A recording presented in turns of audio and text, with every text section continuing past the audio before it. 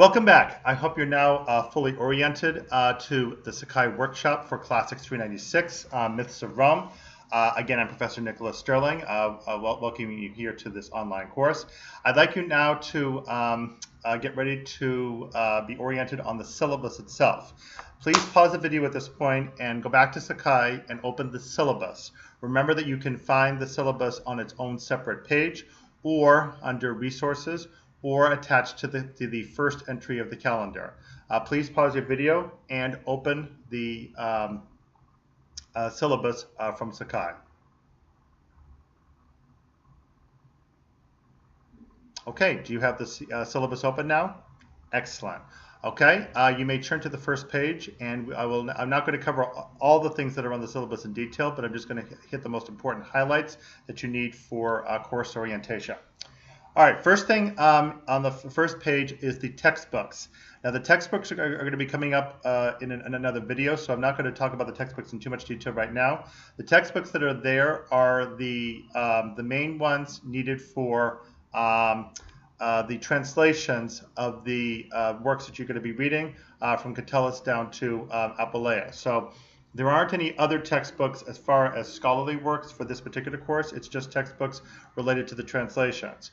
Now, there are alternative translations for all of the texts that you're reading, so if you choose to use those instead of the ones that are recommended, that's perfectly fine. You may need to make a reference to that when you write your midterm and final essays that you're using a different translation, but otherwise there's no grave difficulty about that.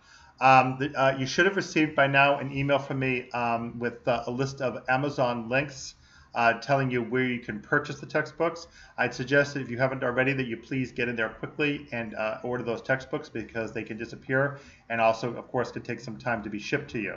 So quickly get to Amazon links or anywhere else you want to, and please purchase these textbooks quickly so that you'll have them ready. Should you run into a delay with obtaining a textbook, you are welcome to email me, and we'll try to make accommodations where possible to deal with your not having the textbooks available. But please get them as soon as you can so that you will be ready. Also be aware that you've got the World of Rome one. That's more of a recommended text, but it does provide you some very good background on the Roman world. So I do recommend that you get that one as well. But the main assignments will be focused on your reading assignments and on your discussion questions. So those will do just fine. Okay, so the textbooks are given to you on the first page of the syllabus. So now please go further down in the syllabus to the third page, and you will find a list of websites. These websites give you the places that I have found over the years that give good basic information about where you can get some background on the authors, background on the Roman world and such. The one I especially would like you to pay attention to is the Perseus database. This is the one that was created back in the 80s by a scholar named Gregory Crane at Tufts University. And it's a really excellent compository on scholarly work and translations on both the ancient Greek and ancient Roman worlds. All the texts that you are reading in this course have translations available for you on the Perseus database, the website for which is given to you there on the syllabus.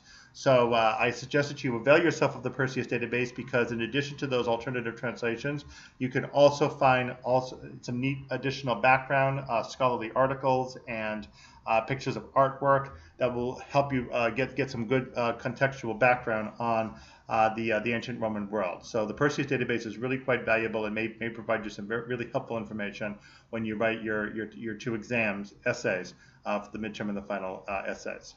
Okay, so that's the websites. I'll now next turn to the format of the course, and you need to pay attention carefully to this part of the syllabus because this reviews for you what you need to do each of the days that you log into the course. So each day that the course is in session, as provided for you in the calendar of the syllabus, and also on the Sakai calendar and the Sakai forums, each day that the course is in session, log in, review the list of videos for you to watch, and make sure to watch all those videos. That's these videos that are created this way. And also make sure you have all the readings completed prior to that day. So whatever author's works you need to look at, be sure that you've read those comprehensively enough to be ready to complete the assignments when you log into the forum. and into Sakai, I should say.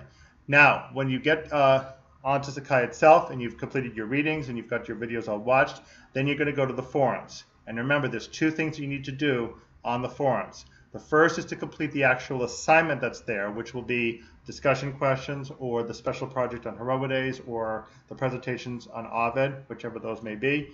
Complete those yourself. Make sure they're submitted on time so that you don't get any late deductions. Put them directly on the forums themselves.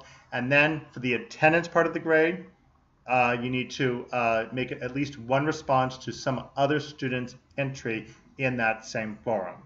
And you can take a few more extra days to do that if you need to, but you have to get that entry in order to get credit for attendance on that particular day. Okay, so the format runs that way.